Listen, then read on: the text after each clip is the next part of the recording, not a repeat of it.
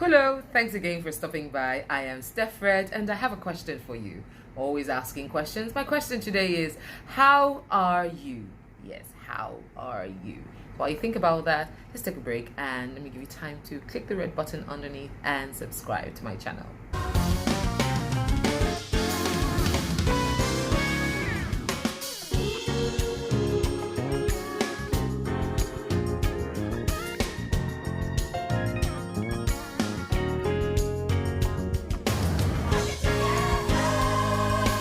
Yes, I'm back. So I asked the question earlier, how are you? And that is from a very genuine place. Genuine because I really want to know how you are doing, and I'd really like you to come to the place to ask yourself how you are doing. How exactly are you feeling about yourself, about where you are, about where you want to go to?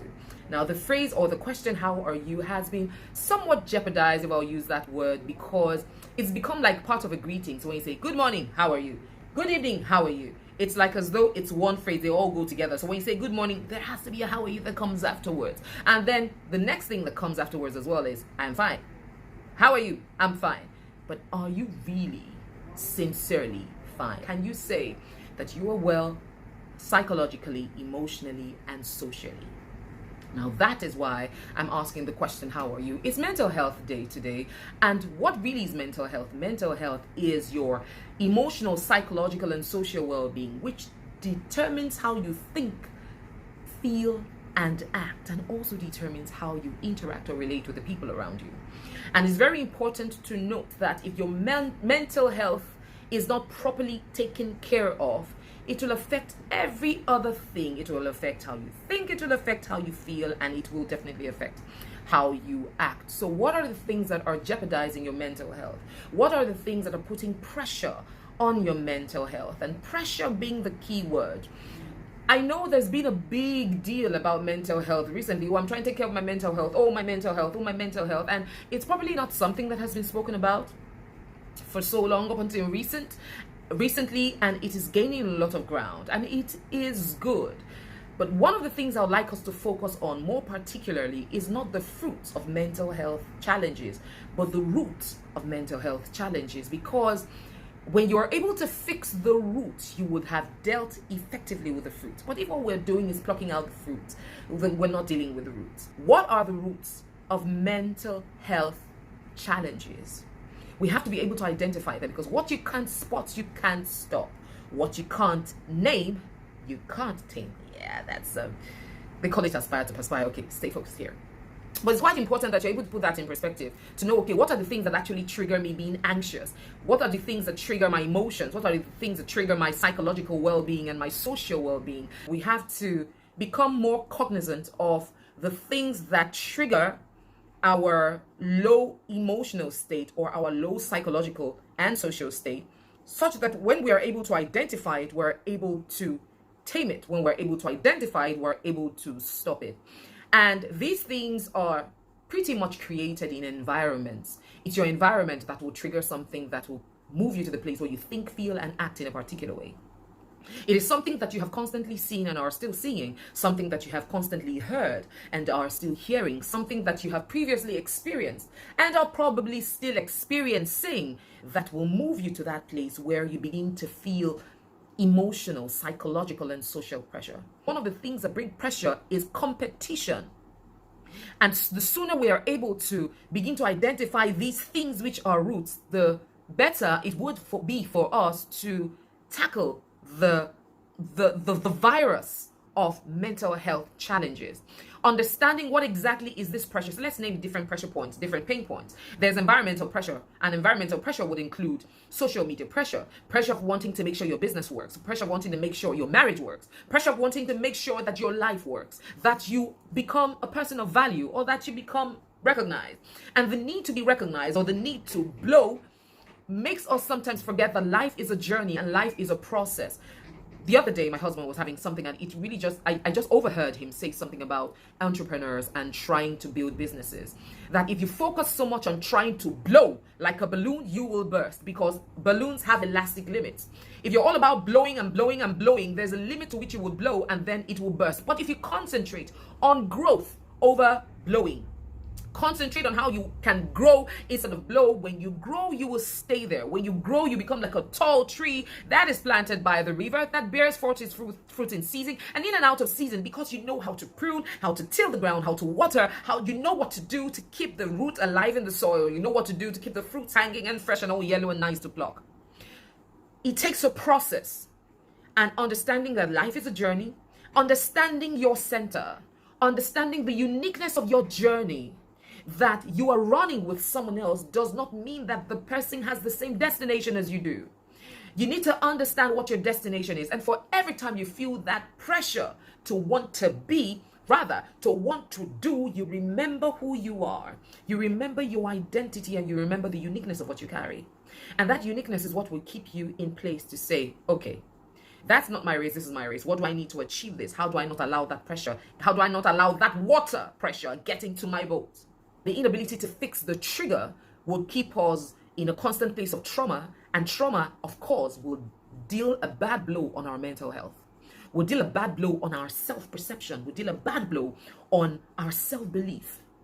So we want to find out, what is that thing? Is it an environment of abuse? Is it an environment of violence? Is it an environment of that triggers a poor self-esteem in you? Then you want to ask yourself, how else can I find contentment, joy, and peace? How else can I boost my self-confidence? Of course, so as long as you're there, you can't boost it. There is no boosting, no matter how much you blow it up.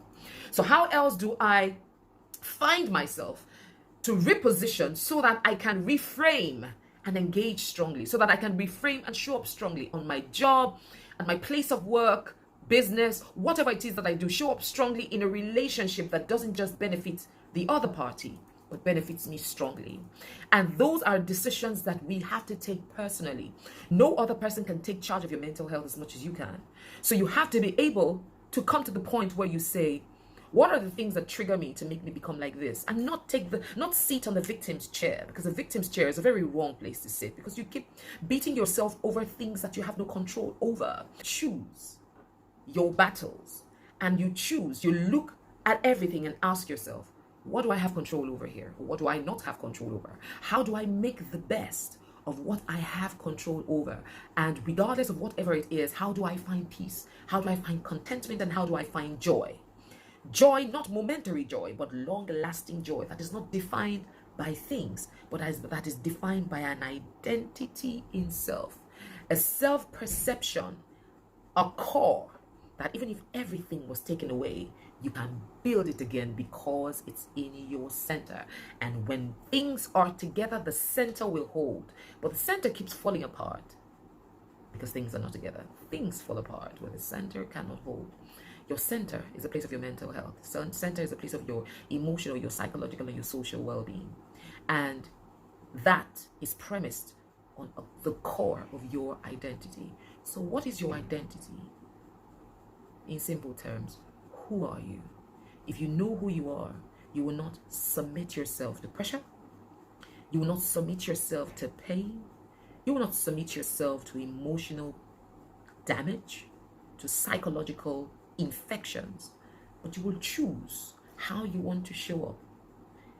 Begin to develop yourself in the way you want to be perceived, and then give your world, communicate yourself to your world in a way that they will receive you just like you want to be perceived.